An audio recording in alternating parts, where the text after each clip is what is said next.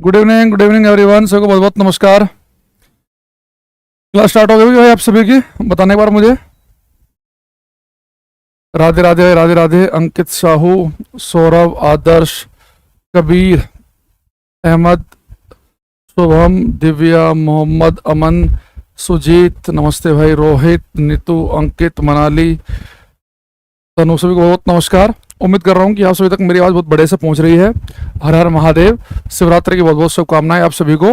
और आज की हम क्लास करेंगे अब शुरू। यस सर, स्टार्ट करें, ठीक है, ओके ठीक है। अब देखो, लास्ट मैं मान के पढ़ाऊंगा क्लास में कि कल की क्लास में आप आए थे, तो कल हमने क्लास में, अरे ये तो मैंने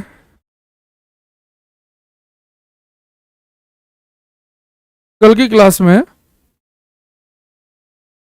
मैंने आपको जाते समय स्कैटरिंग के एग्जाम्पल लिखवा दिए थे, है ना। थोड़ी थोड़ी बफरिंग हो रही है। एक बच्चा कह रहा है कि राधे राधे, क्लास कब स्टार्ट होगी? भाई क्लास हो चुकी है शुरू। इनके एंड पे लग रहा कुछ दिक्कत है। हाँ, क्लास स्टार्ट हो गई है। तो बेटा कल मैं जब जाते हुए आपको मैंने बताया था कि स्कैटरिंग जो है, इसकी वजह से आकाश नीला दिखाई देता है, समुद्र नीला दिखाई देता है, सूर्य सुबह शाम को लाल दिखता है, और बादल और धुआं दिखता है सफेद। ये बात हमने कल की क्लास में की थी। अब हमें देखना है कि स्कैटरिंग होता क्या है, और स्कैटरिंग की वजह से आकाश नीला क्यों है, सूर्य लाल क्यों है, और बादल सफेद क्यों है। अब इस पर आएंगे हम, ठीक है। तो थोड़ा सा स्कैटरिंग को समझने के लिए थोड़ा हमें यहाँ पे माहौल बनाना पड़ेगा स्कैटरिंग के लिए। देखो बेटा, मान लो कि धरती माता है, ये अर्थ, और ये अर्थ के ऊपर का एटमॉस्फेयर है, वातावरण है, ठीक है। और आपको पता है कि जो पृथ्वी है, धरती माता है, जो एटमॉस्फेयर है, वातावरण हमारा किससे मिलकर बना है? गैसों से। धूल के कण भी हैं इसके अंदर। तो धरती का जो वातावरण है, गैसों और डस्ट पार्टिकल से मिलकर बना है ये। इससे एक बार पेपर में क्वेश्चन आया था सीडीएस के एग्जाम में कि अर्थ का जो एटमॉस्फेयर है, जो वातावरण है, इसमें सबसे ज्यादा गैसें होती हैं नाइट्रोजन और ऑक्सीजन। ये उसने खुद कहा। और पूछा कि बताओ, पृथ्वी के वातावरण में नाइट्रोजन और ऑक्सीजन के बाद सबसे ज्यादा कौन सी गैस होती है? ठीक है।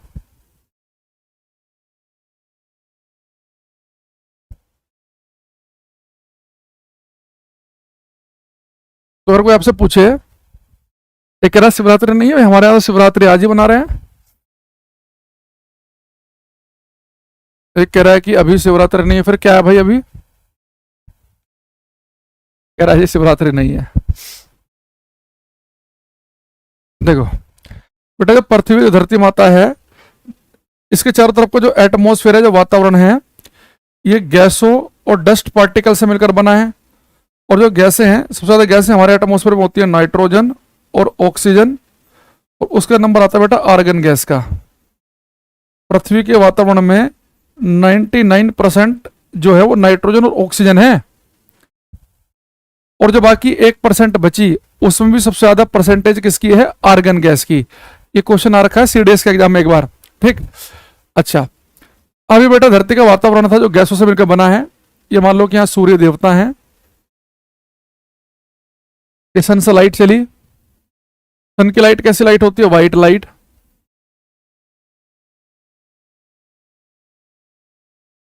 और सन की लाइट है बेटा, जो व्हाइट लाइट है, ये कितने रंगों से मिलकर बनी होती है? व्हाइट लाइट कितने रंगों का कॉम्बिनेशन है? आप कहेंगे सर व्हाइट लाइट 7 रंगों से मिलकर बनती है, और ये 7 रंग होते हैं विबग्योर, VIBGYOR,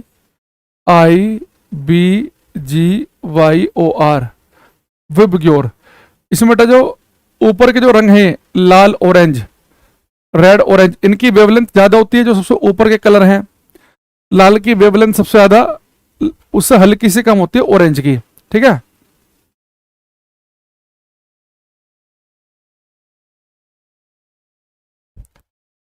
तो सबसे ज्यादा वेवलेंथ होती है बेटा जो ऊपर के कलर हैं, लाल और नारंगी। जो नीचे के रंग है ना, ये नीले से जो रंग दिखाई दे रहे हैं, तो नीला तो नीला है ही, आसमानी भी नीला होता है, बैंगनी भी होता है नीला से ही। तो जो ब्लू कलर से नीले कलर, नीला, आसमानी, बैंगनी, तो इनकी वेवलेंथ होती है सबसे कम। यानी आप इतना ध्यान रख सकते हैं कि लाइट 7 रंगों से मिलकर बनी है। सबसे ज्यादा तरंग दैर्घ्य होती है लाल और नारंगी की, रेड और ऑरेंज की। जो नीचे के रंग है नीले, आसमानी, बैंगनी, इनकी वेवलेंथ कैसे होती है? कम, इनकी तरंग दैर्घ्य कम। और वेवलेंथ जो है वो हम लैम्डा से लिखते हैं, ठीक है, वेवलेंथ को लिखते हैं हम लैम्डा से। अब यहां पे चीजों को समझने की कोशिश करना। अब यहां से माहौल स्टार्ट करते हैं हम। देखो बेटा, सन जो है ना, सूर्य, अब जब सन से जब लाइट चलती है, सूर्य से प्रकाश चलेगा, सूर्य तो बहुत दूर है, तो सन की जब लाइट चलती है, जब वो अंतरिक्ष में लाइट चल रही है, या व्हाइट लाइट 7 रंग से मिलकर बन रही चल रही है, तो अंतरिक्ष में होते खाली जगह, तो यहां तो सन की लाइट चल रही है, चल रही है, चल रही है, चल रही है, कोई दिक्कत नहीं है। लेकिन जैसे सन की लाइट पृथ्वी के वातावरण में पहुंचती है, एटमोस्फेयर में पहुंचती है, तो सूर्य का प्रकाश किससे टकराएगा? एक गैसों से टकराएगा। अब जो सन की लाइट जो आ रही थी, जैसे लाइट आगे की तरफ बढ़ेगी तो इसके मार्ग में गैसों के एटम आने शुरू हो जाएंगे। अब लाइट जैसे इन पर टकराएगी तो इन पर टकराते बेटा एक विस्फोट होगा। भाई लाइट आई, आगे गैस का एटम आ गया, नाइट्रोजन या ऑक्सीजन का, आर्गन का, तो जैसे लाइट गैसों के एटम पर टक्कर मारती है ना, तो टक्कर मारते एक विस्फोट होगा, एक धमाका होगा, और लाइट जो है ये फूटना, बिखरना शुरू कर देगी। अब लाइट जब फूटेगी तो उसके अंदर से क्या निकलेंगे? इसके अंदर तो 7 रंग होते हैं। जब लाइट हमारे एटमॉस्फेयर में चलती है तो लाइट एटम पे टक्कर मार मार के जब आगे बढ़ रही होती है ना, तो आगे बढ़ते समय इससे कुछ हिस्सा बिखरना शुरू हो जाता है वातावरण में, यानी लाइट बिखरते बिखरते आगे पहुंच रही होती है। लेकिन जब लाइट हमारे एटमॉस्फेयर में बढ़ रही है, गैसों पर टक्कर मार मार के आगे जा रही है, थोड़ा फूट के बिखर भी रही है और आगे भी बढ़ रही है, बिखराव भी हो रहा है और आगे भी बढ़ रही है। तो ये सारे के सारे जो कलर है बेटा व्हाइट लाइट में 7 रंग, ये सारे के सारे बराबर नहीं बिखरते। ऐसा नहीं होगा कि लाइट गैसों पर टक्कर मार मार के आगे बढ़ रही है तो जितना लाल रंग बिखरे उतना ही नीला, उतना ही पीला, सारे कलर बराबर नहीं बिखरते। इसके बारे में हमें एक साइंटिस्ट ने बताया, इनका नाम था रेले। ये रेले थोड़ा अजीब सा नाम है, RAYLEIGH, रेले स्कैटरिंग। ये अमेरिकन साइंटिस्ट है रेले। तो रेले साहब ने हमें क्या कहा कि भाई जब लाइट हमारे एटमॉस्फेयर में, हमारे वातावरण में आएगी, तो लाइट एटमॉस्फेयर में आके जब गैसों पर टकरा के बिखरती है, तो जो बिखराव होता है, जो स्कैटरिंग होती है, उसे आप लिखो ऐसे। और ये जो स्कैटरिंग है ना, ये स्कैटरिंग जो है ये वेवलेंथ की पावर, तरंग दैर्घ्य की पावर 4 के इनवर्सली प्रोपोर्शनल है। इसका मतलब ये है कि जिस रंग की वेवलेंथ, जिस रंग की तरंग दैर्घ्य सबसे ज्यादा होगी, वो रंग हमारे एटमॉस्फेयर में सबसे कम बिखरेगा, सबसे कम स्कैटर होगा। यानी जब लाइट हमारे एटमॉस्फेयर में चल रही होती है तो बेटा जो लाल रंग है इसकी वेवलेंथ सबसे ज्यादा है। जब लाइट हमारे एटमॉस्फेयर में चलेगी और गैसों पर टक्कर मार मार के आगे बढ़ेगी तो लाइट बिखरेगी भी, उसका कुछ हिस्सा बिखराव भी होगा। तो जो उसका हिस्सा बिखरेगा उनमें सबसे कम लाल रंग बिखरेगा, क्योंकि लाल की वेवलेंथ ज्यादा है। तो जो लाल और ऑरेंज कलर है जो टॉप पर लिखे हुए हैं, इनकी वेवलेंथ ज्यादा होने की वजह से इनकी स्कैटरिंग होती है कम। तो जिस रंग की वेवलेंथ ज्यादा होगी उसकी स्कैटरिंग सबसे कम होगी। जैसे कि रेड कलर, तो लाल रंग जो है हमारे एटमॉस्फेयर में सबसे कम बिखरता है। लेकिन जो नीचे के रंग है नीले, आसमानी, बैंगनी, जो नीले से रंग है, इनकी वेवलेंथ कम होती है, तो इनकी स्कैटरिंग होगी सबसे ज्यादा। यानी जब लाइट हमारे एटमॉस्फेयर में चलती है तो सबसे ज्यादा बिखराव किन रंगों का होता है? आप कहेंगे जो लाइट हमारे एटमॉस्फेयर में चलेगी तो सबसे ज्यादा बिखरेंगे वातावरण के अंदर नीले रंग, ब्लू कलर्स। अब आप खुद सोचो, लाइट हमारे एटमॉस्फेयर में चली, वातावरण में चली, तो लाइट जैसे एटमॉस्फेयर में चलेगी तो गैसों पर टक्कर मार मार के आगे बढ़ेगी, तो टक्कर लगते समय नीले रंग ज्यादा मात्रा में बिखर रहे होंगे।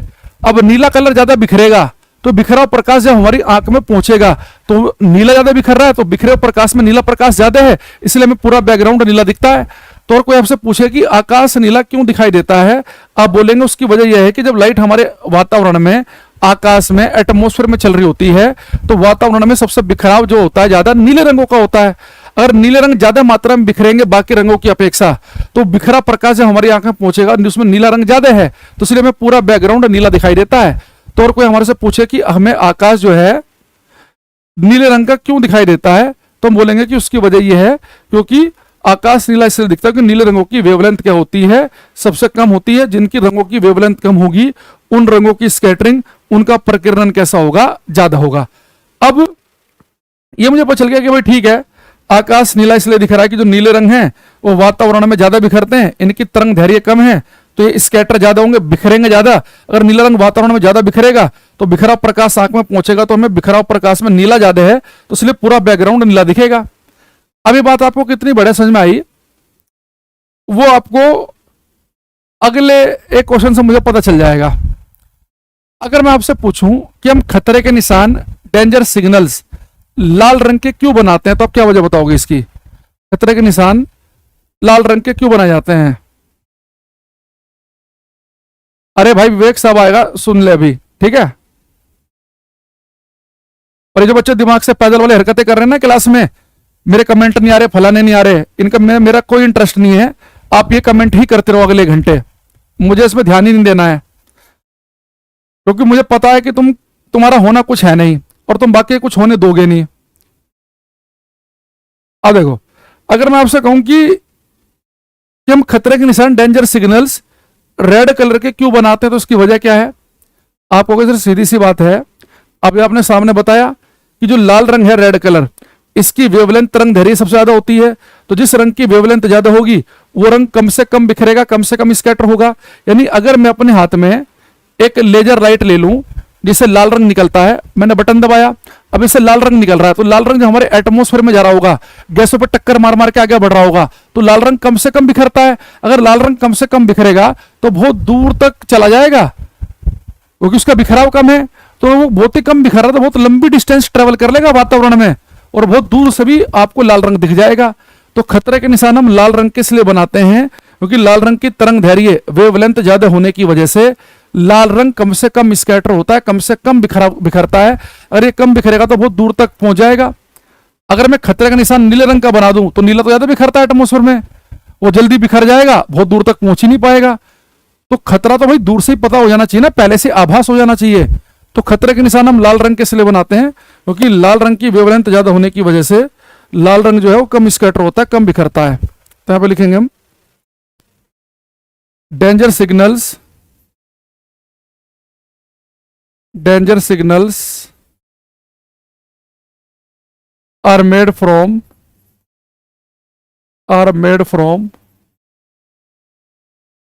Red colour because red color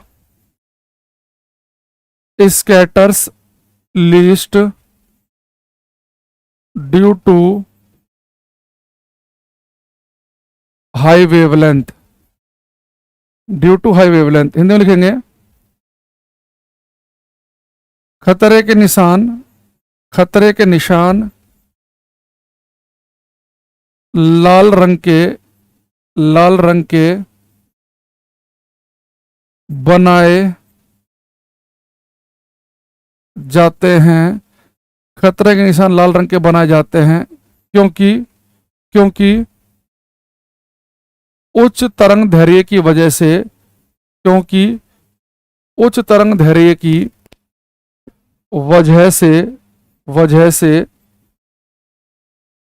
लाल रंगों का प्रकीर्णन,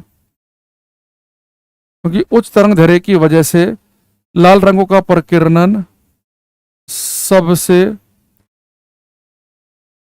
कम होता है। क्योंकि उच्च तरंग दैर्घ्य की वजह से लाल रंगों का प्रकीर्णन सबसे कम होता है। Danger signals are made from red colour because red colour scatters least due to high wavelength. खतरे के निशान लाल रंग के बनाते हैं क्योंकि लाल रंग की तरंग दैर्घ्य ज्यादा होने की वजह से लाल रंग कम से कम बिखरता है। ठीक है। अच्छा, दूसरी चीज, अब आप कहेंगे सर ठीक है, तो हमें समझ में आया कि आकाश नीला क्यों दिखाई दे रहा है, क्योंकि आकाश में, वातावरण में नीले कलर ज्यादा बिखरते हैं, ज्यादा स्कैटर होते हैं, और बिखरा हुआ प्रकाश आंख में घुस गया तो पूरा बैकग्राउंड नीला दिखा। समुद्र नीला दिख रहा है क्योंकि ब्लू कलर ज्यादा बिखरता है, तो जब सन की लाइट समुद्र से गुजरती होगी तो वहां पे भी ब्लू कलर ज्यादा बिखर रहा है, ज्यादा स्कैटर हो रहा है, तो समुद्र भी नीला दिख रहा है। लेकिन ये सुबह शाम को सूर्य हमें लाल क्यों दिखाई देता है? ये बच्चा कह रहा है कि सर सबसे कम वेवलेंथ तो बैंगनी की है। भाई देखो, सबसे कम वेवलेंथ बैंगनी की, बात आपकी सही है, बैंगनी कलर सबसे ज्यादा बिखरेगा, लेकिन लगभग उतनी वेवलेंथ इंडिगो की भी है। तो जितना बैंगनी बिखर रहा है लगभग सा उतना ही इंडिगो कलर भी बिखरता है, उससे थोड़ा सा कम उतना ही ब्लू भी बिखरता है। यानी जितना नीला सा बिखर रहा है उससे हल्का सा कम बैंगनी, जितना उससे हल्का सा कम इंडिगो आसमानी, उससे हल्का सा कलर नीला। तो इन तीनों का जो हमें कंबाइंड जो कलर दिखेगा ना, वो आसमानी के जैसा सा होगा। तो आकाश में प्योर नीला कहां दिखता है? वो तो हम कह देते हैं कि नीला। क्योंकि नीला आसमानी बैंगनी इनका जो कॉम्बो बनेगा, इसे हम नीले कलर कह रहे हैं, ब्लू कलर्स, तो इसलिए कह रहा हूं मैं। वो बात आपकी सही है। अगर इंडिविजुअली अगर आपसे पूछ ले कि किस रंग का प्रकीर्णन सबसे ज्यादा होता है, तो बैंगनी कलर ज्यादा बिखरता है। पर ये थोड़ा ना कि एटमोस्फेयर में केवल बैंगनी ही बिखर रहा है भाई, साथ में इंडिगो ब्लू भी बिखर रहे हैं, बस वो हल्के फुल्के कम बिखर रहे होंगे। तो इनका जो कंबाइंड इफेक्ट है वो लगभग आपको आसमानी सा कलर दिखता है, कहने को हम कह देते हैं नीला। ठीक है, अच्छा अब यहां आ जाओ। अब सुबह शाम के समय ये सूर्य हमें लाल क्यों दिख रहा है भाई? नीले कलर की स्कैटरिंग ज्यादा होती है, नीले कलर ज्यादा बिखरते हैं, इसलिए हमें आकाश या समुद्र नीला दिखता है। लेकिन सूर्य हमें सुबह शाम को लाल क्यों दिखता है और दोपहर को थोड़ा सा व्हाइट से कलर का क्यों दिखता है, उसे आप समझने की कोशिश करना। देखो, ये धरती माता है, ये धरती के चारों तरफ का एटमॉस्फेयर है, वातावरण है। ठीक है, अब बेटा आप धरती मान लो कि यहां पे खड़े हैं, तो सुबह को क्या होगा? सूर्य पूरब से निकला, दोपहर को सूर्य आपके सर के ऊपर है और शाम को पश्चिम में छिप गया। तो अगर आप बड़े ध्यान से देखें कि सुबह शाम के समय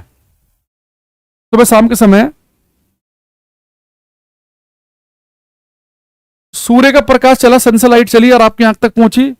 तो सुबह शाम के समय अगर आप बड़े ध्यान से देखें इस डायग्राम को, सन की लाइट को सुबह शाम के समय आपकी आंख तक पहुंचने में बहुत लंबी दूरी तय करनी पड़ रही है, बहुत लंबी डिस्टेंस। लेकिन दोपहर के समय सूर्य को आपकी आंख तक पहुंचने के लिए वातावरण में बहुत ही कम दूरी तय करनी पड़ती है। तो सुबह शाम के समय होता क्या है कि सन की लाइट एटमॉस्फेयर में चल रही है, गैसों पर टक्कर मार मार के आपके पास तक पहुंच रही है। तो इतनी लंबी दूरी तय करते करते करते करते क्या होता है कि पहले नीले रंग बिखरेंगे, पहले भाई ब्लू कलर ज्यादा बिखरते हैं, इनकी वेवलेंथ सबसे ही कम है, पहले ब्लू कलर बिखरेंगे, फिर हरा पीला। यानी कि सुबह शाम के समय होता क्या है कि लगभग बाकी कलर बहुत ज्यादा बिखर चुके होते हैं, लाल रंग ही आपकी आंख में ज्यादा पहुंच पाता है, क्योंकि लाल रंग तो सबसे ही कम बिखरता है। तो सुबह शाम के समय लाइट एटमॉस्फेयर में लंबी दूरी तय करती है, इस लंबी दूरी को तय करने में बाकी कलर बहुत ज्यादा बिखर चुके होते हैं, और हमारी आंख में जो सबसे ज्यादा मात्रा में कलर पहुंच पाता है वो रेड कलर है। इसलिए सुबह शाम के समय में सूर्य लाल दिखता है कि लाल रंग कम बिखरता है। तो इतनी लंबी दूरी तय करते करते बाकी टक्कर मार मार के बाकी कलर बहुत ज्यादा बिखर चुके हैं। तो सन से जो व्हाइट लाइट चली, उस व्हाइट लाइट में से रेड कलर जो है वो कंटेंट ज्यादा आपकी आंख में पहुंच रहा है, इसलिए सुबह शाम को आपको दिख रहा है सूर्य लाल। लेकिन दोपहर के समय सन की लाइट बहुत ही छोटी दूरी चलती है, हमारी आंख में पहुंच जाएगी। इस छोटी सी दूरी में तो ब्लू कलर भी हल्के फुल्के ही बिखर पाएंगे कि लाइट आपकी आंख तक पहुंच गई। यानी लगभग सारे कलर से ही पहुंच जाते हैं दोपहर को आपकी आंख में, और उन सबका इफेक्ट कैसा होता है? सारे कलर का व्हाइट। इसलिए दोपहर को सूर्य आपको व्हाइट दिखता है, क्योंकि दोपहर के समय सूर्य का प्रकाश बहुत ही छोटी दूरी वातावरण में चल रहा है, इस दूरी में हल्की फुल्की स्कैटरिंग होती है कि लाइट हमारी आंख तक पहुंच गई। लगभग सारे कलर पहुंच गए, सबका इफेक्ट होता है व्हाइट कलर। सुबह शाम को बहुत लंबी दूरी तय करनी पड़ रही है, इस दूरी को तय करने में बाकी कलर ज्यादा बिखर जाएंगे, लाल रंग कम बिखरता है, इसलिए आपको सुबह शाम को सूर्य लाल दिखता है। समझ रहे बात को? अरे हाँ या ना? आगे और समझे?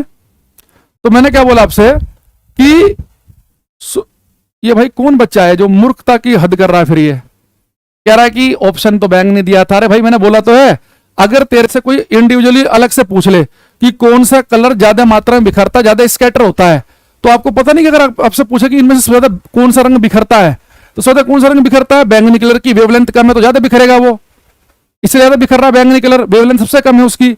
लेकिन वो कोई पूछे कि आकाश नीला क्यों दिखता है, तो नीले का मतलब ये है कि आकाश नीले से दिख रहा है। जो ब्लू कलर्स हैं, यानी कि नीला आसमानी बैंगनी टाइप के जो कलर हैं, इनकी वेवलेंथ कम होती है, ये ज्यादा बिखरते हैं, इसलिए हमें आकाश नीला दिख रहा है। कान खोल के सुना करो, इससे पहले कि फालतू कमेंटबाजी करो क्लास में, और लिमिट में रहना। अगली बार से अगर ऐसा कमेंट दिखा, परमानेंटली भगाऊंगा क्लास से, एकदम कमेंट करने के लायक नहीं रहेगा दोबारा। तो जितनी लिमिट है उसके बाहर निकलने की कोशिश ना करेगा कोई भी बच्चा। तो सुबह शाम के समय सूर्य हमें लाल इसलिए दिखाई दे रहा है क्योंकि सुबह शाम के समय सन की लाइट को वातावरण में एक लंबी दूरी, एक लॉन्ग डिस्टेंस ट्रेवल करनी पड़ रही है। इस लंबी दूरी को तय करने में, यानी लंबी दूरी तय करने में वक्त लगता है। तो उस लंबी दूरी को तय करने में बाकी कलर बिखर चुके होंगे, रेड कलर कम बिखरता है, तो लाल रंग ही हमारी आंख तक ज्यादा मात्रा में पहुंचेगा, इसलिए सुबह शाम को सूर्य हमें लाल दिखाई दे रहा है। ठीक है, आगे समझ में? चलो, अब इसके अलावा आप कहेंगे सर ये चलो ठीक है, समझ में आया कि आकाश नीला क्यों, नीले रंग ज्यादा बिखरते हैं, समुद्र नीला क्यों, समुद्र की नीले रंगों की स्कैटरिंग ज्यादा होती है। सुबह शाम को सूर्य लाल क्यों, ये भी आपने बता दिया, क्योंकि सुबह शाम के समय सूर्य का प्रकाश बहुत लंबी दूरी वातावरण में चल रहा है, बाकी कलर बिखर चुके हैं, लाल ही ज्यादा मात्रा में आंख तक पहुंच पा रहा है, इसलिए हमें लाल दिख रहा है।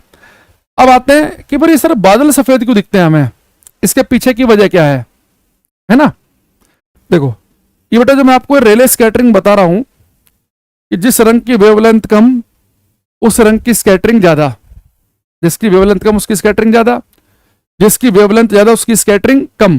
ठीक है, एक मिनट रुको, पहले ना मुझे कमेंट हटाने दो। इतनी मूर्ख क्लास मैंने अपने 11 साल के करियर में नहीं पढ़ाई जितनी मूर्ख क्लास ये है। कुछ तो बिल्कुल ही बुद्धिहीन बच्चे हैं इस क्लास में। अगर देखो इसमें सबसे कम जो वेवलेंथ है वो होती है बैंगनी कलर की, और बैंगनी रंग की अगर कोई आपसे पूछे कि सबसे कम वेवलेंथ बैंगनी की होती है, कितनी होती है, तो याद रखना बैंगनी की वेवलेंथ होती है 3900 एंगस्ट्रोम। लाल की वेवलेंथ सबसे ज्यादा है, यह है 7800 एंगस्ट्रोम, यह ज्यादा अच्छा है, 7600 लिख लो, ज्यादा स्टैंडर्ड वैल्यू। तो अगर कोई आपसे पूछे कि हमें यह तो पता है कि बैंगनी कलर की वेवलेंथ सबसे कम होती है, कितनी है, 3900 एंगस्ट्रोम, रेड की ज्यादा है, वो कितनी होती है, 7600 एंगस्ट्रोम। तो अगर कोई मेरे से पूछ ले कि जो विजिबल लाइट है, जो दृश्य प्रकाश है, जो 7 रंगों से मिलकर बना है, ये जो विजिबल लाइट है, जो व्हाइट लाइट है, इसकी वेवलेंथ के रेंज क्या है। भाई जिसमें आपसे कहूं कि भाई मैंने कुर्ता पहना हुआ है, इसके कुर्ते के रेंज क्या है, कितने रुपए का होगा ये, आपने कहा सर ये होगा 150 से 400 रुपए, तो उसकी रेंज क्या होगी, कम से कम 150 का तो होगा ही, मैक्सिमम 400 का होगा। कोई कह रहा सर ये हो सकता है 800 से 1500 के बीच में, यदि कम से कम 800 का होगा, मैक्सिमम 1500 का होगा। कोई कह सकता है सर ये हो सकता है 60 रुपए से 90 रुपए के बीच में ही हो, कम से कम 60 रुपए, मैक्सिमम 90 रुपए। तो एक रेंज पता है ना, कम से और ज्यादा से ज्यादा। तो वेवलेंथ की रेंज क्या होती है व्हाइट लाइट की, व्हाइट लाइट की वेवलेंथ की रेंज होती है 3900 से 7600। हालांकि जरूरी नहीं है कि आपको हमेशा पेपर में 3900 से 7600 ही लिखा मिले, कई बार ऐसा भी लिखा मिल सकता है कि 3900 से 7800, या 4000 से 8000, या 4000 से 7600।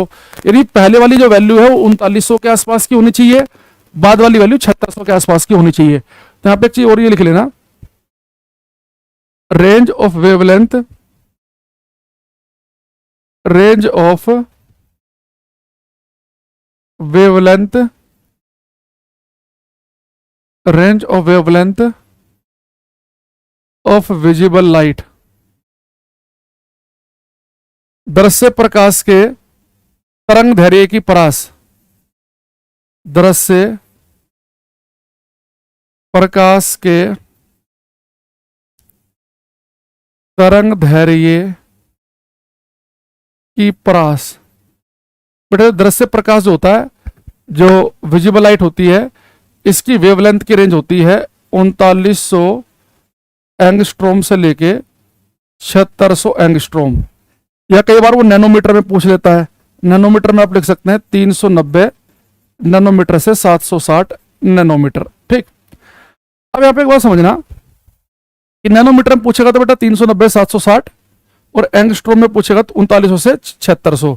इतना मैं मान के चल रहा हूं सब बच्चों को पता होगा कि एक एंगस्ट्रोम का मतलब होता है 10 की पावर -10 मीटर, और एक नैनोमीटर होता है 10 की पावर -9 मीटर, 10 की पावर -9। ठीक है, अब यहां आ जाओ वापस से। अभी जो मैं आपको कहानी बता रहा हूं, जो हमें रेले साहब ने बताई कि जिन रंगों की वेवलेंथ कम होगी, जैसे नीला आसमानी टाइप के, इनकी वेवलेंथ कम है, वो ज्यादा बिखरेंगे वातावरण में, ज्यादा स्कैटर होंगे। जिनकी वेवलेंथ ज्यादा है, जैसे लाल नारंगी टाइप के, इनकी स्कैटरिंग कम होगी। ये बेटा ये जो बात रेले ने हमें बताई ना, वेवलेंथ कम तो स्कैटरिंग ज्यादा, वेवलेंथ ज्यादा तो स्कैटरिंग कम, ये कहानी हमेशा वैलिड नहीं है। ये बात केवल तभी वैलिड है अगर लाइट ऐसे पार्टिकल के बीच से, ऐसे कणों के बीच से गुजरे जिनका साइज बहुत ही ज्यादा छोटा हो। यानी जब लाइट एटमॉस्फेयर में, वातावरण में गुजरती है ना, तो यहाँ पे जो गैसों के जो एटम हैं बेटा, जो नाइट्रोजन ऑक्सीजन गैस के एटम है ना, इनका साइज बहुत छोटा होता है, 2-4 एंगस्ट्रोम के साइज का होगा, बस 2-4 एंगस्ट्रोम बड़ा। तो अगर लाइट ऐसे पार्टिकल के बीच से गुजरे जिन पार्टिकल का साइज लाइट की वेवलेंथ तरंग दैर्घ्य के सामने बहुत ही छोटा हो, तभी ये रेले स्कैटरिंग काम करेगी। तो पेपर में अगर आपसे पूछ ले कि रेले प्रकीर्णन कब वैध है, रेले स्कैटरिंग जो है कि वेवलेंथ कम स्कैटरिंग ज्यादा, वेवलेंथ ज्यादा स्कैटरिंग कम, ये बात केवल तभी वैलिड है अगर लाइट बहुत ही छोटे पार्टिकल के बीच से गुजरे, छोटे पार्टिकल का मतलब है कि पार्टिकल का कणों का आकार प्रकाश की तरंग दैर्घ्य वेवलेंथ के सामने बहुत ही छोटा होना चाहिए, तभी रेले स्कैटरिंग काम करेगी। यानी कि आप लाइट को भेजना बड़े बड़े पार्टिकल के बीच में, इतने बड़े पत्थरों के बीच में, तो वहां पे भी नीले कलर ज्यादा बिखर जाएंगे, नहीं। तो यहां पे पहले हम लिखेंगे रेले स्कैटरिंग की वैलिडिटी क्या है, यहां लिखेंगे Rayleigh scattering, Rayleigh scattering is valid only when size of particles are too small to wavelength of light। Hindi में लिखेंगे रेले प्रकीर्णन केवल तभी वैध है, रेले प्रकीर्णन, इधर ले देता हूं हिंदी में मैं, रेले प्रकीर्णन केवल तभी वैलिड है, यानी कि वैध है, केवल तभी वैध है जब कणों का आकार प्रकाश की तरंग दैर्घ्य के मुकाबले अत्यंत, जब कणों का आकार प्रकाश की तरंग दैर्घ्य के मुकाबले अत्यंत छोटा हो। ठीक है, तो रेले स्कैटरिंग तभी वैध है जब कणों का आकार प्रकाश की तरंग दैर्घ्य के मुकाबले अत्यंत छोटा हो, तभी रेले स्कैटरिंग काम करेगी। लेकिन बेटा अगर लाइट कभी ऐसा हो कि लाइट बड़े बड़े पार्टिकलों के बीच से गुजरे, जैसे कि बादल, आपको पता है कि जो बादल होते हैं ना, ये होते हैं काफी हाइट पर, तो बादलों के अंदर जो पानी है वो बर्फ के क्रिस्टल के रूप में होता है, टुकड़े होते हैं बर्फ के, बादल बहुत हाइट में है तो पानी जम के बर्फ के क्रिस्टल के रूप में होगा उसमें, तो लाइट बादलों के बीच से गुजरेगी तो ये रेले स्कैटरिंग फेल हो जाएगी, वहां रेले स्कैटरिंग काम नहीं करेगी, क्योंकि रेले स्कैटरिंग की बातें तभी वैलिड है जब लाइट छोटे छोटे पार्टिकल के बीच से गुजरे, गैसों के एटम के बीच से गुजरे। तो जब लाइट गुजरती है बादलों के बीच से, बड़े पार्टिकल के बीच से, तो वहां पे फिर काम करती है मी स्कैटरिंग, मी प्रकीर्णन। तो यहां पे लिखेंगे भी हम मी स्कैटरिंग, मी प्रकीर्णन, मी, ये एक जर्मन साइंटिस्ट है ये, मी प्रकीर्णन। देखो मी साहब ने हमारे से क्या कहा कि रेले का नाटक हमेशा काम नहीं करेगा, जो रेले साहब ने बताया, इन्होंने कहा कि जब लाइट बड़े बड़े पार्टिकल के बीच से गुजरती है तो फिर हर रंग की स्कैटरिंग बराबर होती है, सारे कलर बराबर मात्रा में बिखरते हैं। नहीं, जब लाइट बादलों के बीच से गुजरती है, या जो धुआं होता है ना, इसके अंदर होता है राख के कण, राख के पार्टिकल, जब लाइट बड़े पार्टिकल के बीच से गुजरती है तो सारे कलर बराबर बिखरेंगे। अगर सारे रंग ही बराबर बिखरेंगे तो सारे कलर मिलकर क्या बनाते हैं, व्हाइट, इसलिए बादल सफेद रंग का दिखाई देता है। तो यहां पे लिखेंगे according to me scattering, according to me scattering, all colors scatter equally if size of particles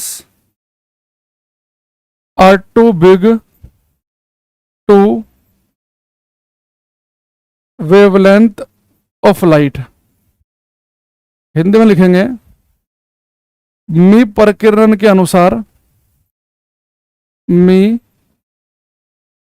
प्रकीर्णन के अनुसार सभी रंगों का प्रकीर्णन समान रूप से होता है, सभी रंगों का प्रकीर्णन समान रूप से, सभी रंगों का प्रकीर्णन समान रूप से होता है यदि कणों का आकार प्रकाश की यदि कणों का आकार प्रकाश की तरंग दैर्घ्य के मुकाबले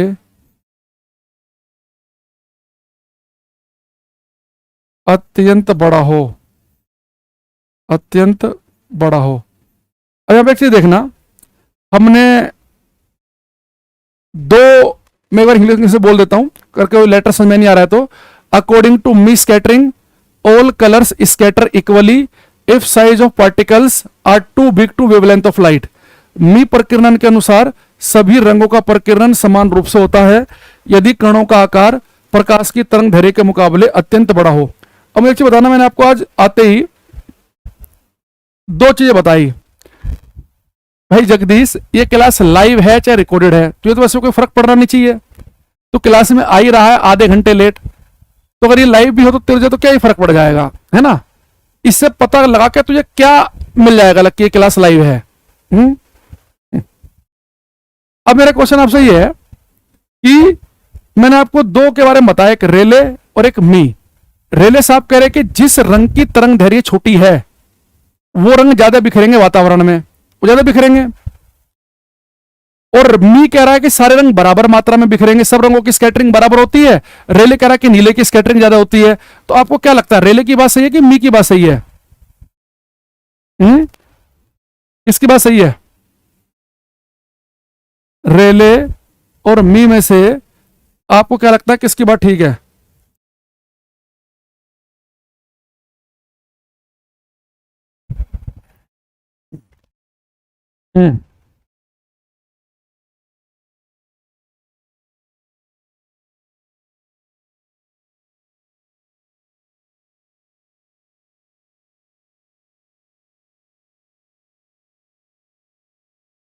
मयंक राठौर की बात सही एकदम।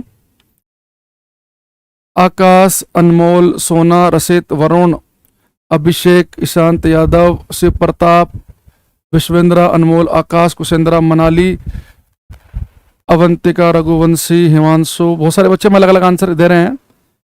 बेटा जो बच्चे कह रहे हैं कि दोनों की बात सही है, उनकी बात बिल्कुल ठीक है। भाई दोनों की बात सही है, भाई रेले की बात भी सही है, मी की भी सही है। बस इनकी कंडीशन है कि रेले की बात सही है, वो कब सही है कि जब लाइट छोटे पार्टिकल के बीच से गुजरेगी, यानी अगर पार्टिकल का साइज प्रकाश की तरंग दैर्घ्य लाइट की वेवलेंथ के सामने छोटा है तो रेले स्कैटरिंग काम करती है, तो नीले रंग ज्यादा बिखरते हैं।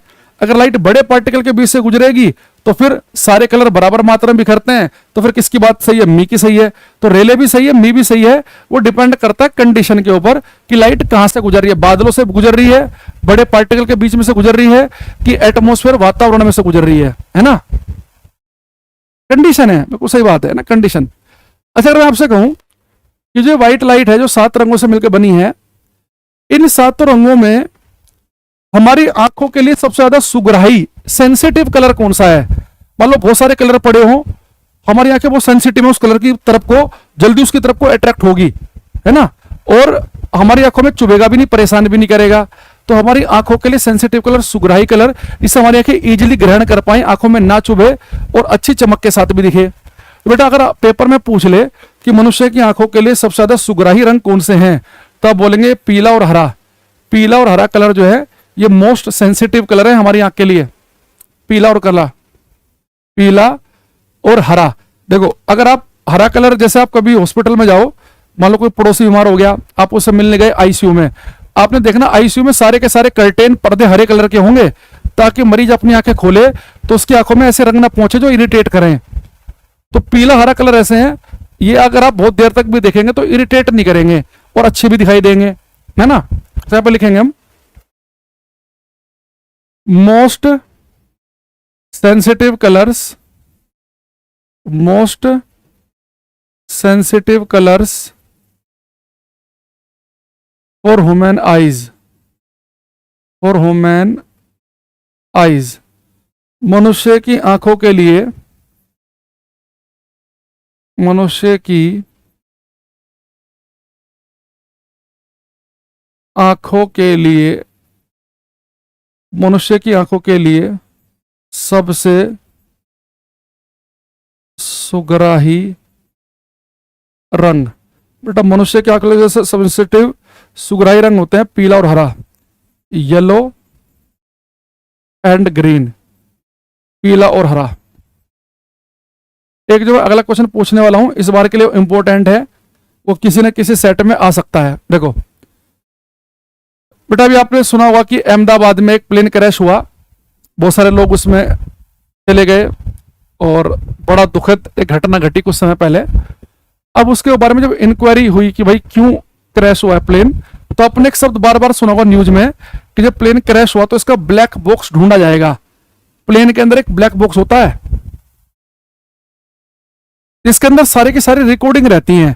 पायलट अपने साथ वाले पायलट से क्या बातचीत कर रहा है, कंट्रोल रूम से इनकी क्या बातचीत हो रही है, तो सारी की सारी बातें उसके अंदर रहती हैं। तो जब भी कोई प्लेन क्रैश होता है तो उसका ब्लैक बॉक्स ढूंढते हैं, फिर एक कमेटी का गठन होता है, वो कमेटी में 5-7 बंदे होंगे, वो पूरी की पूरी रिकॉर्डिंग को सुनेंगे और फिर एक रिपोर्ट बनेगी कि भाई क्या गलती थी, किसकी गलती थी, कोई टेक्निकल इशू था कि या पायलट की लापरवाही थी या क्या वजह थी। तो पेपर में क्वेश्चन आता है कि जो प्लेन के अंदर जो ब्लैक बॉक्स रहता है जिसमें सारी रिकॉर्डिंग रहती है, इस ब्लैक बॉक्स का कलर क्या होता है। तो बच्चा बताएगा कि एरोप्लेन में, हेलीकॉप्टर में जो ब्लैक बॉक्स होते हैं उसका कलर क्या होता है, बताओ।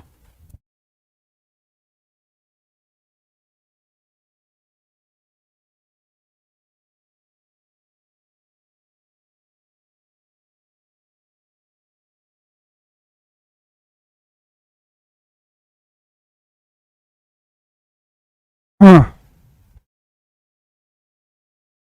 ब्लैक बॉक्स का कलर रेड होता है जो आंखों में मचलता है। एक बच्चा कह रहा है कलर रेड होता है, कह रहा है ऑरेंज, एक कह रहा है ग्रीन, एक कह रहा है ब्लैक ही होता होगा। देखो बेटे, एरोप्लेन में जो ब्लैक बॉक्स पाया जाता है इसका कलर होता है ऑरेंज, नारंगी रंग का, ध्यान रखना ऑरेंज। देखो ऑरेंज के साथ फायदा क्या है, देखो एक तो बेटे जो ऑरेंज है ना ये रेड के नजदीक है, तो लाल रंग की वेवलेंथ ज्यादा है तो ऑरेंज की भी ज्यादा होगी, इसके नजदीक ही हल्की फुल्की कम होगी। भाई मान लो इसकी 7600, इसकी मान लो कुछ होगी 7200, 7100। तो एक तो जो ऑरेंज कलर है इसकी वेवलेंथ भी ज्यादा होती है, ऑरेंज कलर भी कम बिखरता है तो बहुत दूर से दिख जाएगा। दूसरा ऑरेंज कलर येलो और ग्रीन के भी नजदीक है, तो ये पीला और हरा हमारी आंखों के लिए सुगराई सेंसिटिव कलर है तो उनके भी नजदीक है ये। तो जो ऑरेंज कलर की जो चीज है ना ये दूर से भी दिखेगी और अलग से भी दिख जाएगी। अगर मान लो बहुत सारा, मान लो कहीं प्लेन क्रैश हो गया, बहुत सारा कचरा पड़ा हुआ है, उस कचरे में ऑरेंज कलर का डब्बा अलग से दिखेगा, ढूंढना आसान है इसे। मान लो प्लेन क्रैश हो गया खेत में तो मिट्टी के अंदर भी ऑरेंज कलर का डब्बा अलग ही दिखेगा। प्लेन क्रैश हो गया बर्फ में, सफेद चीजों में भी बर्फ अलग ही दिखेगा ऑरेंज कलर का डब्बा। और कहीं जंगल में हो गया हरे के बीच में भी ऑरेंज कलर की चीज अलग ही दिखेगी। तो ऑरेंज कलर का बॉक्स ढूंढना कंपैरेटिवली ज्यादा आसान है। तो ये दूर से तो दिखेगा लाल की तरह, साथ में बहुत सारे अलग अलग सामानों के बीच में ढूंढना भी आसान होगा। तो हमारे लिए आंखों के लिए सुगराही रंग पीला हरा उनके भी नजदीक का कलर है और रेड के भी नजदीक का है। रेड दूर से दिखता है तो ये भी दूर से ही दिखेगा और ये सेंसिटिव कलर के नजदीक भी है तो आंख इसकी तरफ को जल्दी अट्रैक्ट भी होंगी। तो लिखेंगे एरोप्लेन में जो ब्लैक बॉक्स पाया जाता है उसका कलर होता है ऑरेंज कलर। ब्लैक बॉक्स का जो कलर होता है होता है ऑरेंज कलर। ऑरेंज कलर, नारंगी रंग। ब्लैक बॉक्स का जो कलर है वो ऑरेंज नारंगी रहता है, ठीक है।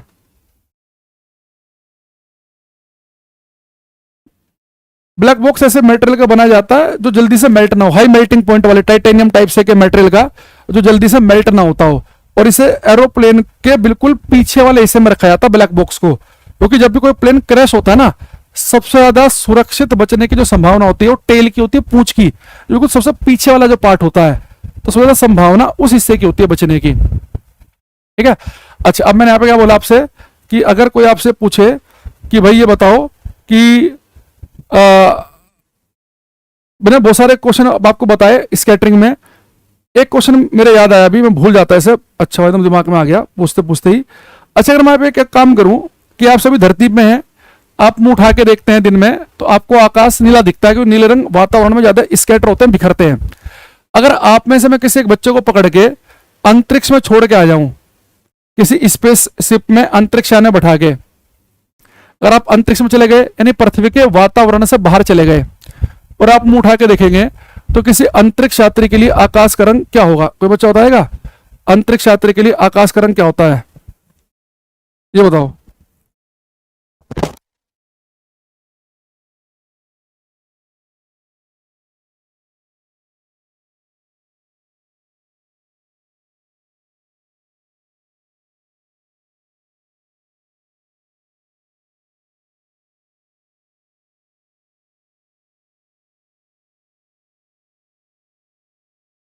बेटा किसी अंतरिक्ष यात्री के लिए आकाश का रंग होगा ब्लैक, काला। अब देखो खुद देखो, अब यहां मान लो कि आप धरती पे खड़े हैं, सन की लाइट आपकी आंख में पहुंची तो सन तो बेटा आपको दिखेगा, सन की लाइट आपकी आंख में पहुंच रही है।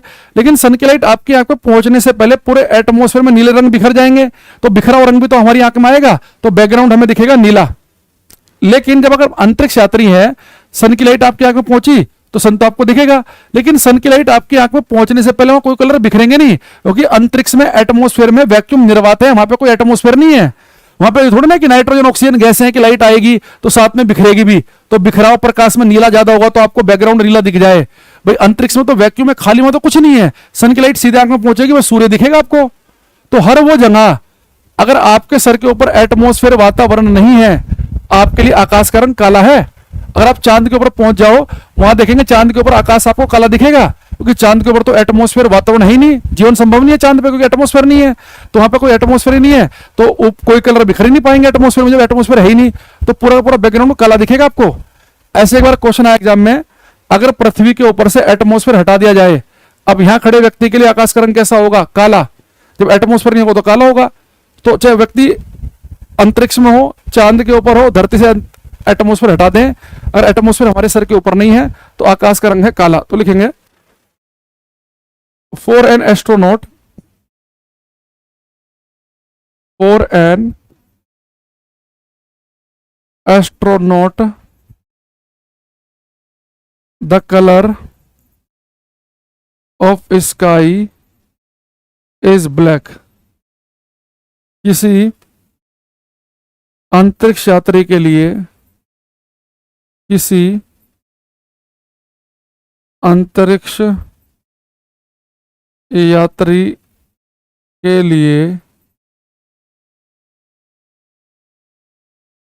लिए आकाश का रंग काला होता है। For an astronaut the colour of sky is black. किसी अंतरिक्ष यात्री के लिए आकाश का रंग काला होता है। देखो एक इस चैप्टर क्वेश्चन कुछ ऐसे हैं कि अगर आपने एक बार सुन लिए, ठीक है, एक बार सुन लिए तो आपको हमेशा याद रहेंगे। कोई आपसे कहे कि अंतरिक्ष यात्री के लिए आकाश का रंग काला, एरोप्लेन में जो ब्लैक बॉक्स होता है किस रंग का होता है? काला। कोई आपसे कहे एक स्काई रात को ब्लैक दिखता है, बेटा रात को लाइट ही नहीं है तो ब्लैक तो दिखेगा ही। कोई भी चीज देखने के लिए लाइट होना जरूरी है ना, तो हमें आकाश नीला क्यों दिख रहा है? क्योंकि उसमें सूर्य का प्रकाश जब गुजरता है आकाश में तो नीले रंग ज्यादा बिखरते हैं। अब रात को सूर्य का प्रकाश नहीं तो बिखरेगा फिर क्या? ठीक है, तो किसी अंतरिक्ष यात्री के लिए आकाश का रंग काला होता है, ब्लैक बॉक्स का कलर ऑरेंज होता है। कोई आपसे पूछ ले कि आकाश नीला क्यों, बादल सफेद क्यों, सूर्य लाल क्यों, समुद्र नीला क्यों, इन सब के आंसर मैंने स्कैटरिंग बताए हैं। बादल इनमें सफेद इसलिए दिखते हैं क्योंकि मी स्कैटरिंग के अनुसार हम सभी को ये पता है, मी साहब ने हमें क्या बताया कि भाई अगर लाइट बड़े पार्टिकल के बीच से गुजरेगी तो सारे रंग बराबर बिखरेंगे, तो सारे बराबर बिखरेंगे तो हमें व्हाइट रंग दिखाई देगा। तो सुबह शाम को सूर्य लाल क्यों दिखता है ये बता दिया। आकाश नीला, समुद्र नीला, नीले रंग की स्कैटरिंग ज्यादा होती है। किस रंग की वेवलेंथ कितनी है, सारी बातें हम डिस्कस कर चुके हैं क्लास के अंदर। खतरे के निशान लाल रंग के क्यों बनाए जाते हैं और वेवलेंथ के रेंज क्या है ये भी। अब ये बातें आपको पेपर में कैसे दिखाई देती हैं, एक बार मैं आपको दिखा देता हूं पीडीएफ से क्वेश्चन।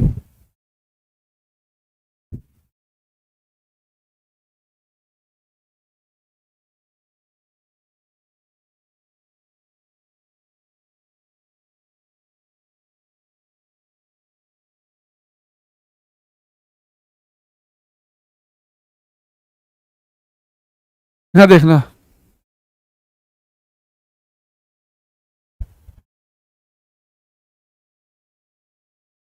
अंतरिक्ष से पृथ्वी देखेंगे तो नीली दिखेगी। अगर अंतरिक्ष से पृथ्वी को देखेंगे ना, अंतरिक्ष में जाके मुंह उठा के देखेंगे तो आकाश दिखेगा काला, पृथ्वी देखेंगे तो नीली, क्योंकि समुद्र की वजह से। देखो अब हमारे पास में मैं कुछ बातें पूछ रहा हूं आपसे, इनका आपको आंसर देना है। तो सबसे पहले ये वाला क्वेश्चन करना आसान है। क्वेश्चन नंबर 23 करेंगे, 23।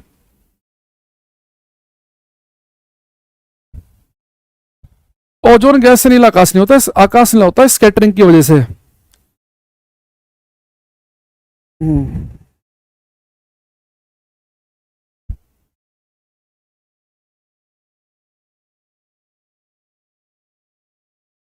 इसने कहा हमारे से, असर्शन ए पॉइंट लिख रहा है, the danger signal is made of red colour. खतरे का निशान लाल रंग का बनाया जाता है। यह बात सही है कि गलत है? आप कहेंगे सर खतरे का निशान लाल रंग का बनाया जाता है, बात बिल्कुल सही है, इसमें कोई समस्या नहीं है। Red colour is scattered the least, लाल रंग का प्रकीर्णन कम होता है, बात भी सही है। और ये बात भी आपको पता है कि हम खतरे के निशान लाल रंग के बनाते ही इसलिए हैं क्योंकि लाल रंग कम बिखरता है, कम बिखरेगा तो बहुत लंबी दूरी तय कर लेगा। तो ए भी सही है और आर भी सही है, और आर जो है वो ए की सही व्याख्या भी है, यानी आंसर क्या बनेगा हमारा ए ऑप्शन, क्योंकि दोनों अलग अलग भी सही हैं और आर ए को एक्सप्लेन भी करता है। ठीक है, अच्छा अब अगले पे आते हैं।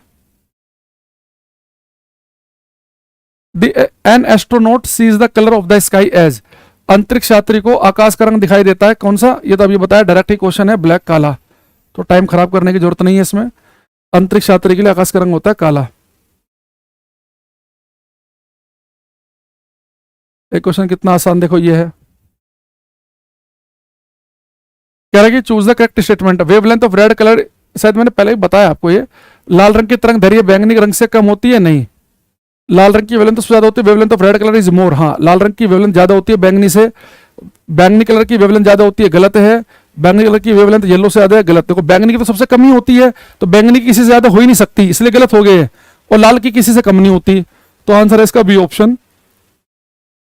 ये हमने शायद पहले पढ़ लिया है वाला क्वेश्चन, ऐसा लग रहा है मुझे।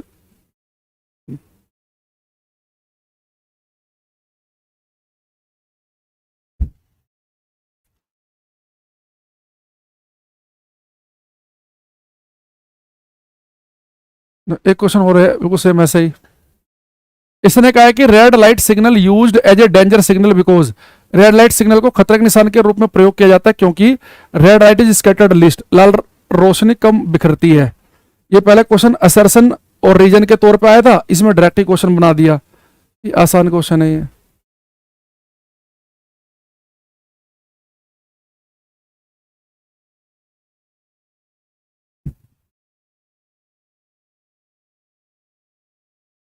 एक क्वेश्चन नहीं करना। The sky appears blue due to, इस पर आप किस पर टिक लगाएंगे? क्वेश्चन नंबर 7 में, क्वेश्चन नंबर भी लिखना भाई 7 में। सौविक, विशाल, मोहिनी, वरुण, आकाश, यादव, आंचल, प्रजना, प्रतिमा, नितिन, ठीक है करते रहो ये। The sky appears blue due to, बेटा डायरेक्ट थोड़ा हल्का सा था, इसमें दिमाग लगाना था, इसलिए मैंने आपके लिए दिया इसका आंसर। डायरेक्ट होता खुद ही बता देता मैं। तो आकाश नीला क्यों दिखता है? हर ऑप्शन में स्कैटरिंग है, आप किसमें टिक लगाएंगे? रेले स्कैटरिंग। भाई रेले ने तो बताया ना मैं कि भाई लाल रंग की वेवलेंथ ज्यादा होती है, लाल रंग कम बिखरता है, नीलों की वेवलेंथ कम, नीले ज्यादा बिखरते हैं, तो हमारे एटमॉस्फेयर में नीले रंग ज्यादा बिखरते हैं, इसलिए में आकाश नीला दिखता है। अगर वो पूछता है कि बादल सफेद क्यों दिखते हैं, तो मी स्कैटरिंग पर टिक लगाते हैं, ऐसे बना दिया ऐसी ऑप्शन उसने। तो बादल सफेद पूछता तो हम बताते टिक मी पे लगाते हम। ठीक है, विजिबल लाइट की तरंग दैर्घ्य हमने पढ़ी आज ही, 3900 से लेकर कहां तक होती है? 7600 एंगस्ट्रॉम तक। ठीक है, 3900 से 7600। ये सारी बातें आसान आसान है, तो इनमें ज्यादा टाइम हमने खराब नहीं किया इसमें, जो डायरेक्ट ही आपको बताई है। अच्छा,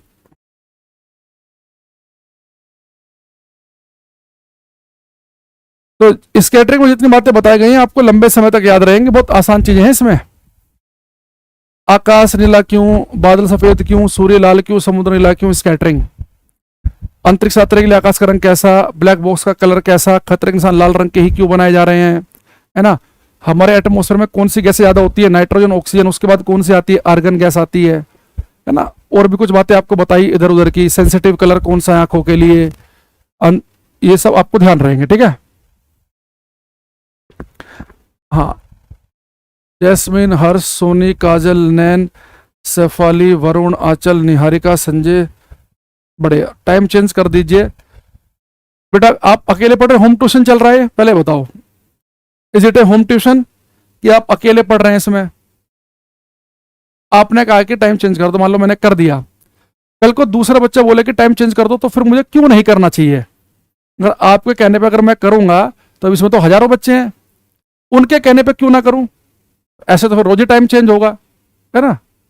देखो, एक यहां पे देखना, एक भारत के साइंटिस्ट हुए सीवी रमन, चंद्रशेखर वेंकट रमन। इन्होंने भी स्कैटरिंग के बारे में कुछ बात बताई हमें, जिसके लिए उन्हें सीवी रमन को फिजिक्स का नोबेल प्राइज मिला। ये कौन है? Physics Nobel prize winner, physics Nobel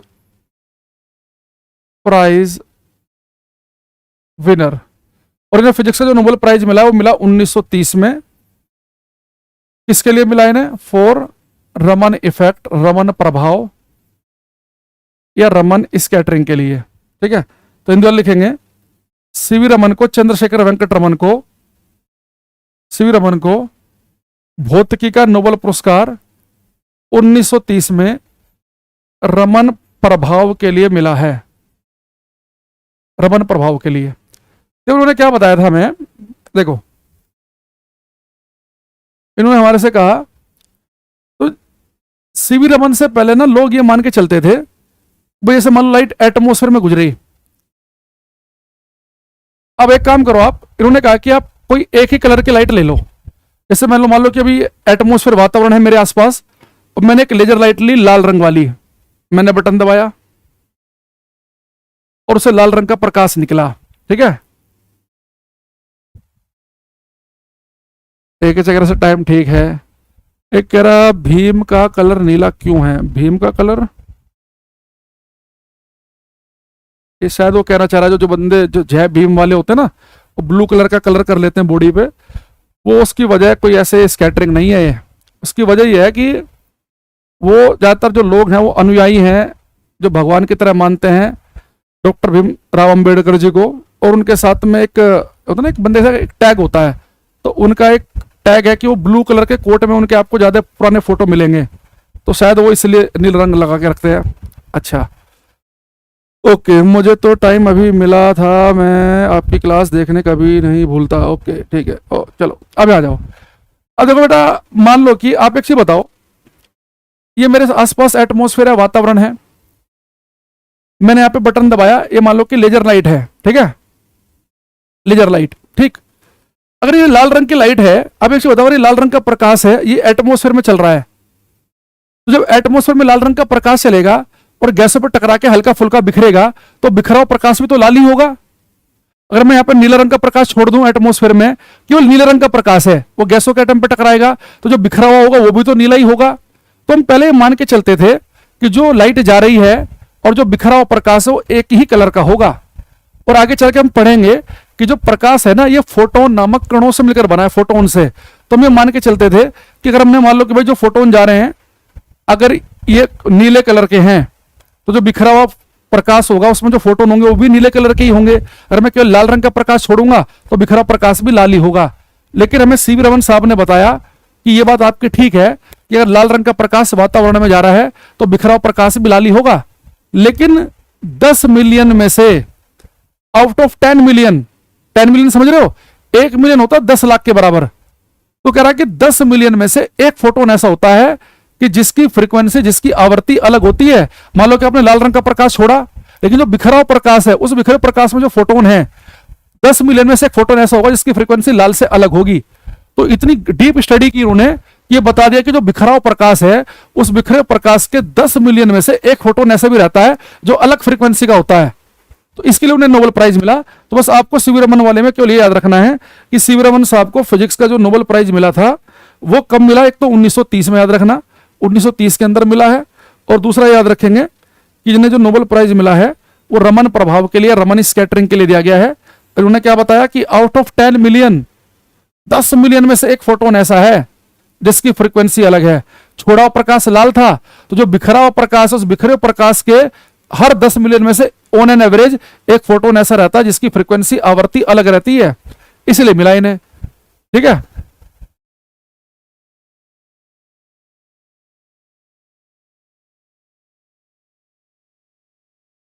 अच्छा दूसरी चीज, अब एक चीज हम यहां पे लिखेंगे हम, रेनबो इंद्रधनुष लिखेंगे हम, रेनबो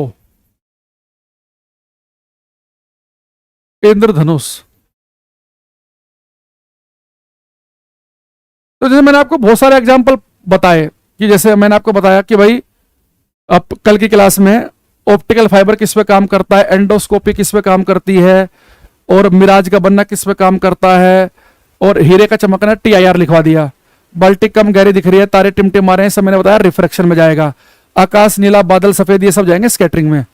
ये जो रेनबो है ना, इसे मैंने एग्जाम्पल में सेट नहीं किया क्योंकि रेनबो जो है इसे हम थोड़ा सा अलग पढ़ेंगे डिटेल में।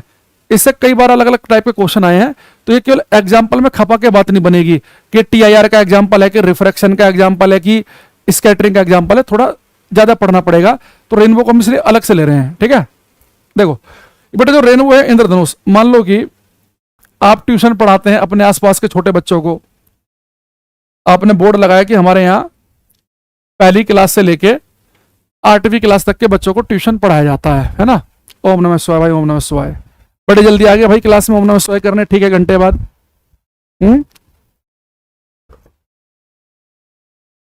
टाइम चेंज नहीं होगा।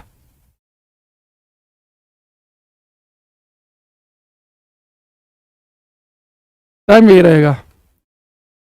टाइम चेंज अगर होगा तो केवल हमें ही करना होगा, तभी। किसी बच्चे के कहने से टाइम भाई चेंज नहीं कर सकते ना, आप खुद सोचो। फिजिक्स का फर्स्ट नोबेल प्राइज हाँ रोंजन को मिला था एक्स किरणों की खोज के लिए।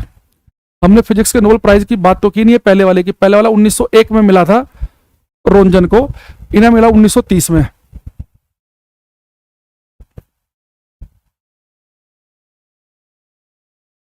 एक मेरे बच्चे को कई बार हंसी आती है, 1 घंटे बाद आके ओम नमः शिवाय, good morning sir, good evening sir, जय हिंद, जय भारत, मेरा नाम ले लो, क्या मेरा कमेंट आ रहा है?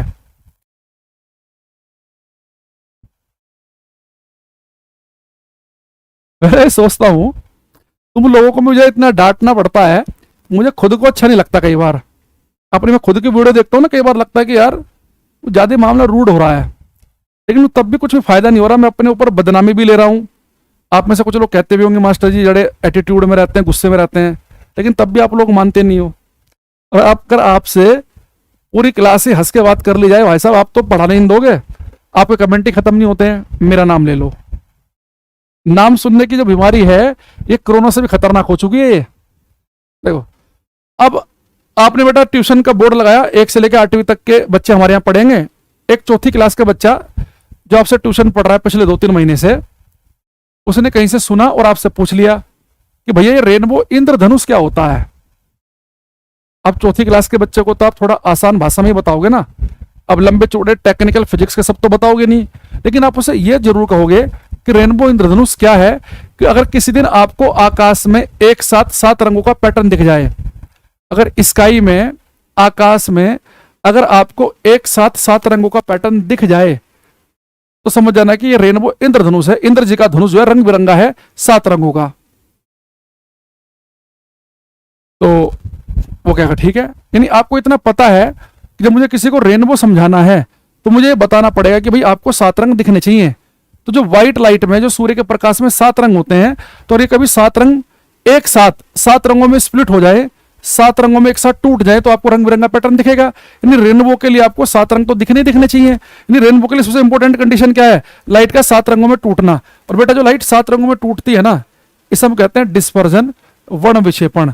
तो रेनबो के लिए सबसे इंपॉर्टेंट कंडीशन है डिस्पर्जन ऑफ लाइट, प्रकाश का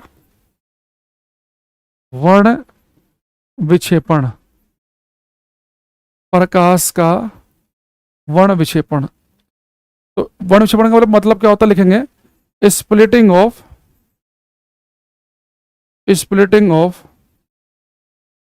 white light, splitting of white light into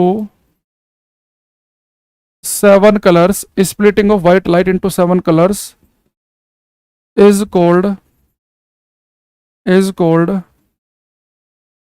dispersion of light।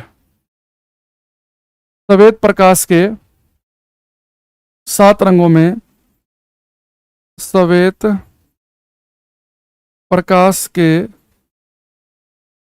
7 रंगों में टूटने की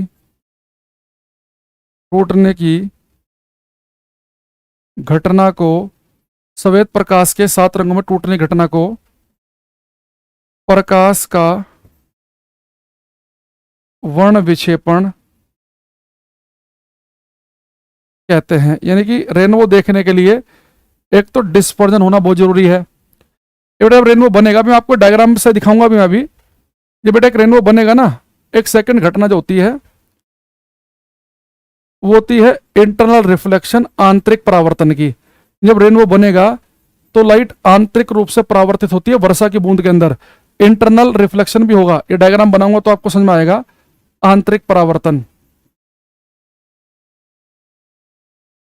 अब देखो ध्यान रखना, रेनबो बनने के लिए एक घटना होती है इंटरनल रिफ्लेक्शन, लेकिन बहुत बार वो एग्जाम में टोटल इंटरनल रिफ्लेक्शन लिख देता है। अगर आप 10th क्लास के एनसीईआरटी पढ़ो तो उसमें साफ साफ लिखा हुआ है कि रेनबो बनते समय लाइट पूर्ण रूप से परावर्तित नहीं होती, पूर्ण आंतरिक परावर्तन नहीं होता, टोटल इंटर रिफ्लेक्शन नहीं होता, इंटरनल रिफ्लेक्शन होता है। तो अब पहले पेपर में इंटरनल रिफ्लेक्शन ढूंढेंगे। अगर इंटरनल रिफ्लेक्शन नहीं लिखा मिला तो टीचर कम ज्ञानी है, कम समझदार है, पूरा ज्ञान नहीं है, उसने टोटल इंटर रिफ्लेक्शन ऑप्शन बना दिया, तब आप उस पर टिक लगाओगे। तो पहली प्रायोरिटी दोगे इंटरनल रिफ्लेक्शन की। इंटरनल रिफ्लेक्शन अगर नहीं लिखा मिला तो आप टोटल इंटरनल रिफ्लेक्शन पर टिक तब लगाओगे। अब देखना कॉम्पिटिटिव एग्जाम में, एसएससी टाइप के, रेलवे टाइप के एग्जाम में बहुत बार वो रेनबो में वो टीआईआर ही लिख देता है, जबकि उसे लिखना चाहिए आंतरिक परावर्तन। तीसरा एक जब रेनबो बनेगा एक घटना होगी रिफ्रैक्शन की, अपवर्तन की। अभी हम डायग्राम बनाएंगे तो मैं आपको दिखाऊंगा तीनों घटनाएं कैसे कैसे होती हैं। यानी कि अभी आप पहले समझो कि जिस दिन आपको रेनबो दिखाई देगा उस दिन डिस्पर्जन भी होना चाहिए, यानी कि लाइट जो है वर्षा की बूंदों से गुजरते समय 7 रंगों में टूटनी चाहिए। इंटरनल रिफ्लेक्शन भी होना चाहिए, लाइट वर्षा की बूंद के अंदर आंतरिक रूप से परावर्तित भी होनी चाहिए। रिफ्रैक्शन अपवर्तन होता है मीडियम चेंज करना, मीडियम तो चेंज हो गई, लाइट हवा से वर्षा की बूंद के अंदर जाएगी फिर बाहर भी निकलेगी। अब ये तीनों बातें हम डायग्राम से समझेंगे। अभी के लिए आप ये समझो कि जब रेनबो बनता है तो कौन कौन सी घटनाएं घटती हैं, एक डिस्पर्जन की, एक इंटरनल रिफ्लेक्शन की, एक रिफ्रैक्शन अपवर्तन की। इन्हें मैं डायग्राम से दिखा देता हूं, आप ज्यादा बड़े समझोगे। देखो पहला आप ये समझो कि हमें रेनबो किस दिन दिखाई देता है, किस दिन दिखेगा। देखो संजय बुरडक लिख भी रहे, टोटल इंटरनल रिफ्लेक्शन के कारण बनता है। ये गलत हो गया ना बेटा, हमने कहा कि टोटल इंटरनल रिफ्लेक्शन तो होता ही नहीं है रेनबो में, वो होता है केवल इंटरनल रिफ्लेक्शन, आंतरिक परावर्तन। और मेन घटना है डिस्पर्जन, लाइट का 7 रंग में टूटना। इंटरनल रिफ्लेक्शन और रिफ्रैक्शन जो है ये भी है, समझ रहे हो। देखो अब सबसे पहले अभी देखो कि आपको रेनबो किस दिन दिखाई देगा। आपको रेनबो उस दिन दिखाई देगा जिस दिन बारिश अगर बेटा आपकी आंखों के सामने हो रही है ना, तो सूर्य आपकी पीठ के पीछे होना चाहिए। बारिश और सन की पोजीशन बिल्कुल एक दूसरे के विपरीत होगी, तभी आपको रेनबो दिखेगा। अब ऐसा मैंने मान लिया कि इधर बारिश हो रही है और हमारे वातावरण में अरबों खरबों वर्षा की बूंदें होंगी, अरबों खरबों। मैंने एक ले ली समझने के लिए, एक कंसिडर की, ठीक है। अच्छा अब इधर सन है आपकी पीठ के पीछे, बारिश आपके सामने, तो सूर्य होना चाहिए पीठ के पीछे। अब ये सन से लाइट चली, सूर्य का प्रकाश चलेगा। सूर्य का प्रकाश कैसा होता है, व्हाइट लाइट। अब सन की लाइट, ये व्हाइट लाइट जो 7 रंगों से मिलकर बनी है, ये व्हाइट लाइट जैसे ही वर्षा की बूंद पर टकराएगी, तो बेटा वर्षा की जो बूंदें होती है ना, ये नेचुरल प्रिज्म, प्राकृतिक प्रिज्म की तरह काम करती हैं। तो सन की लाइट जैसे ही वर्षा की बूंदों पर जाकर टकराती हैं तो इनसे गुजरते समय 7 रंगों में टूट जाएंगी, 7 कलर में। वो 7 रंग कौन से होते हैं, विबग्योर, वायलेट से लेके रेड तक। अभी बेटा लाइट 7 रंग में टूट गई, यानी क्या हो गया, ये डिस्पर्जन। अच्छा आपको लाइट का मीडियम बदलते हुए दिख रहा होगा कि लाइट आई और वर्षा की बूंद के अंदर गई, तो लाइट का एक से दूसरे मीडियम में जाना, ये हो गया रिफ्रैक्शन, अपवर्तन।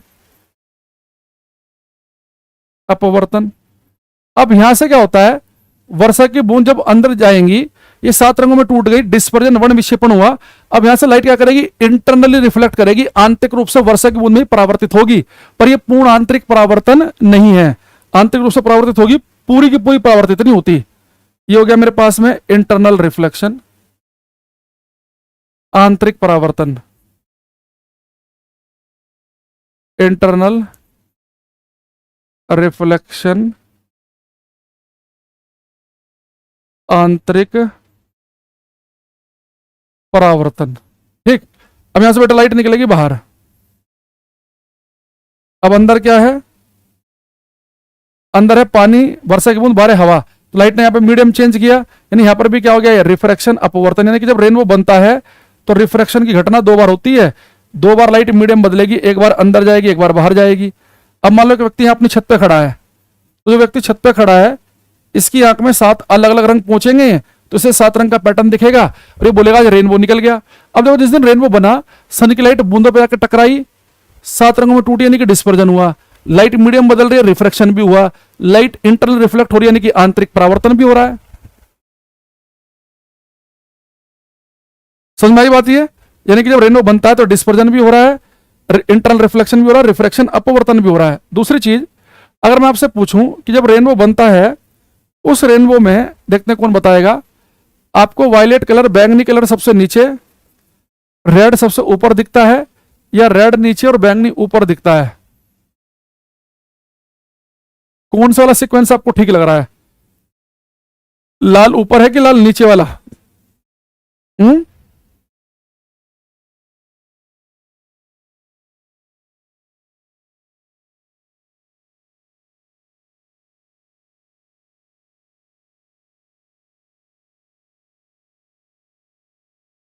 बूंद का रिफ्रैक्शन 2.42 होगा क्या? अरे बेटा, रिफ्रैक्शन थोड़े होता है, और रेफ्रैक्टिव इंडेक्स होता है। रेफ्रैक्टिव इंडेक्स अपवर्तनांक वो डायमंड का होता है 2.42।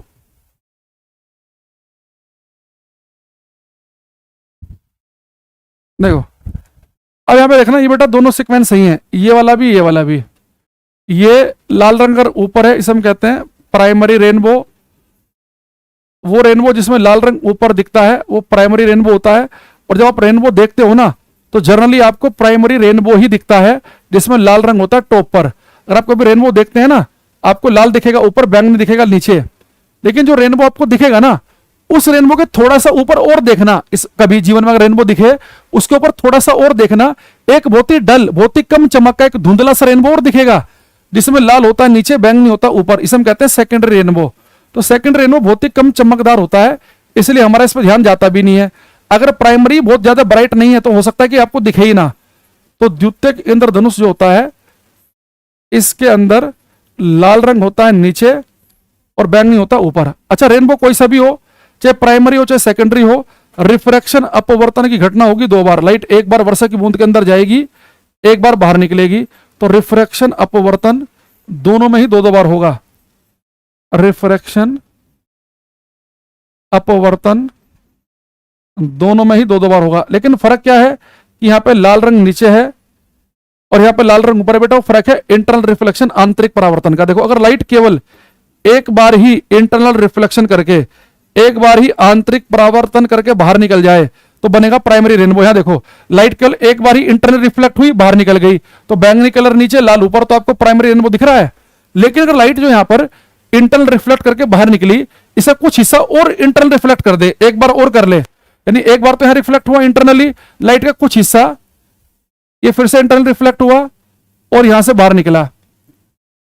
अब यहां पे आप देखना, ये जो बेटा वायलेट कलर है, ये बैंगनी कलर, ये तो ऊपर पहुंच गया, और जो रेड है ये कहां गया, नीचे। तो जो सेकेंडरी है, एक तो प्राइमरी के ऊपर दिखेगा, इसमें बैंगनी होगा ऊपर, प्राइमरी में बैंगनी होता है नीचे, लाल ऊपर होता है। तो अगर लाइट दो बार इंटरनल रिफ्लेक्शन करके बाहर निकलती है, वो बनाती है सेकेंडरी रेनबो। जो लाइट का हिस्सा एक बार ही इंटरनल रिफ्लेक्ट करके बाहर निकल जाता है, वो बनाता है प्राइमरी रेनबो। तो सेकेंडरी रेनबो में रिफ्रैक्शन अपवर्तन भी दो बार होता है, आंतरिक परावर्तन भी दो बार होता है। इसमें प्राइमरी में रिफ्रैक्शन अपवर्तन दो बार, इंटरनल रिफ्लेक्शन एक बार। और ये प्राइमरी रेनबो ज्यादा ब्राइट होता है, मोर ब्राइट, ज्यादा चमकदार। ये होता है लेस ब्राइट, कम चमकदार। ठीक है, आज का लास्ट क्वेश्चन बताएंगे आप मुझे, टाइम भी हो गया भाई, पता नहीं चला भावनाओं में बहकर। मेरा लास्ट क्वेश्चन आज का ये है, आप ये बताओ कि दोपहर के ठीक 12 बजे हमें रेनबो किस दिशा में दिखेगा? ईस्ट, वेस्ट, नॉर्थ, साउथ, किस दिशा में दिखेगा? दोपहर के 12 बजे इंद्रधनुष किस दिशा में दिखाई देता है? दोपहर के 12 बजे इंद्रधनुष कहां दिखता है? आप कहेंगे कि दिखेगा ही नहीं, तो 12 बजे सन सर के ऊपर है, लाइट प्रकाश भी बारिश से ऊपर ही हो रही है, तो 12 बजे का भी रेनबो नहीं दिख सकता आपको। रेनबो के लिए अगर सूर्य जो है वो आपके पेट के पीछे, तो बारिश होनी चाहिए आगे, ठीक है। तो यानी कि सुबह सुबह मॉर्निंग के टाइम पे आपको रेनबो कहां दिखेगा? पश्चिम में। भाई सुबह का टाइम क्या होगा? सूरज तो पूरब में होता है, तो रेनबो आपको दिखेगा पश्चिम में। शाम को सूरज पश्चिम की तरफ होता है, तो रेनबो कहां दिखेगा? पूरब में। तो शाम को रेनबो दिखता है पूरब में, सुबह को दिखता है पश्चिम में, दोपहर को दिखेगा ही नहीं। देखेंगे 12 बजे इंद्रधनुष दिखाई नहीं दे सकता है। At 12 PM rainbow can not be seen. दोपहर के 12 बजे इंद्रधनुष दिखाई नहीं देता है, ठीक है। कल बेटा कोशिश करेंगे हम क्लास में ये ऑप्टिक्स वाला चैप्टर आपका खत्म करेंगे कल की क्लास में, ठीक है। आज के लिए हम इतना ही रखते हैं, बाकी मिलेंगे कल, ठीक है। तो आज के लिए इतना ही। Thank you, bye, take care everybody, bye everyone, good night.